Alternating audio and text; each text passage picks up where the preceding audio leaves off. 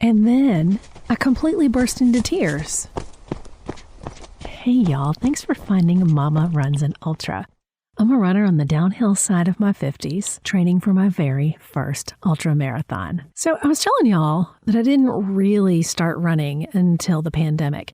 And that's true but not true, because I didn't start running regularly until then. But I ran off and on for the decade before that. Starting back with that 3 miles, 3 days a week that I used to do, that I mentioned in an episode a while back. Well, I was trying to see what my progression has been over the half marathons that I've done over the years. And apparently I did a race back in 2013 that I completely forgot about.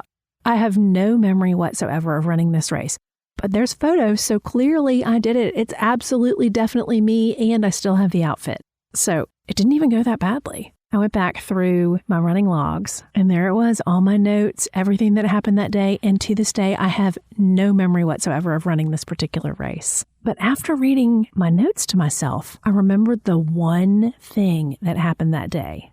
The second I crossed the finish line, I absolutely burst into tears. So we'll come back to that, because back in 2013, I had no idea about either hydration or nutrition on a run. I had never had a gel ever in my life at that point. I did not understand why people took gels. I have weird texture issues. I wasn't about to take a gel. And I was still in the world that thought you should, quote, run fasted. Okay, I'm not a nutritionist. I am not a registered dietitian. But if you are running fasted, this is not the podcast for you. We have nothing in common. Do your research. Eyeball roll. Anyway, I didn't know. I had no idea. I did not know you were supposed to fuel a run. I don't know if anybody really knew you were supposed to be fueling long runs at that point.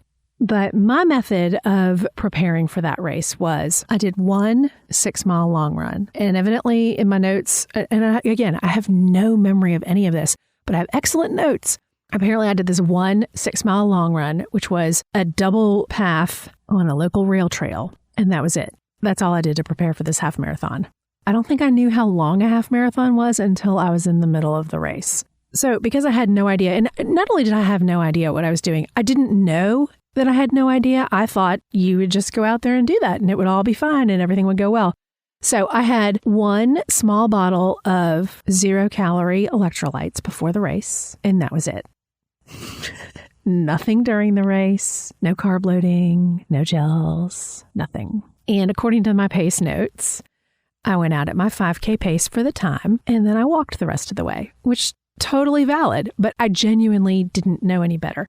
Somehow, I finished the race, and the reason there's so many pictures of me is because the police escort was right behind me. Yes, I was the absolute last person to finish.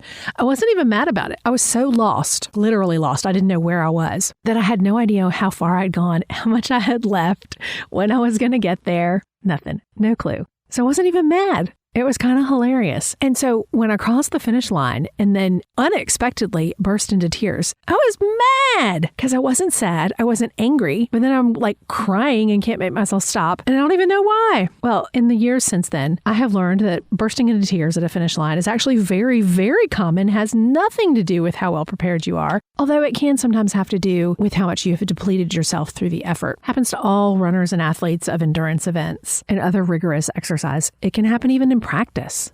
I had no idea. I thought I was like the only person that had ever experienced this, of like tears of a clown, just ridiculousness. Nope, evidently it happens. So if you have never experienced bursting into tears for no reason, when you're not even mad or sad, it can happen to you too at a finish line. It is hard to be this cool, y'all. So at this point in preparing for this upcoming ultra, I'm kind of the let's train for what we can and just roll with it for the things we can't train for. I've got a couple weeks left until my half marathon that was part of the training plan before I ever decided to do this ultra. So that's all rolling really well, feeling good about it. And then we got a little transition week, and then it is full on. And you can probably hear it. I'm a little nervous and a lot excited at this point. So I hope y'all enjoy my little music playlist. Obviously, this one is Tears of a Clown. I like a lot of different versions of that song, but I am partial to the one from the English beat or the beat, depending on where you're from. And that's the one that's on my playlist. I link all that stuff in the show notes to these episodes for y'all. But I guess I'm wondering, what are those things that I had no idea I should have expected that can happen, especially in regards to an ultra? Like, Are there physical responses, good or bad, that you didn't expect and that you kind of couldn't control, like the bursting into tears for no reason? At this point, I'm like, if I'm just running and crying, it's totally fine. And I'm fully aware of like bathroom issues. For whatever reason, that just rolls with it. Doesn't bother me. I mean, I don't want it, but that's not something that mentally is going to disrupt me, possibly physically, but not mentally.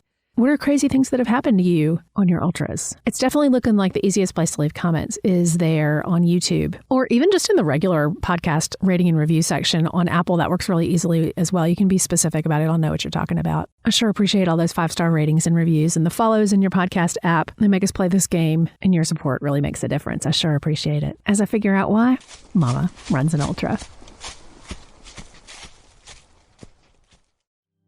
Hey, Gen X.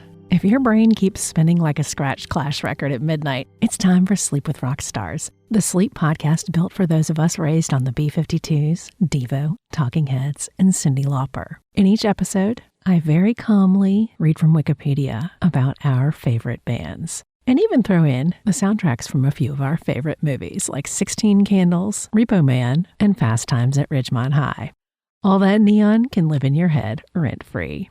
So if you want to drift off more smoothly than a warped cassette, search Sleep with Rock Stars and hit follow, because even the cool kids deserve a good night's sleep.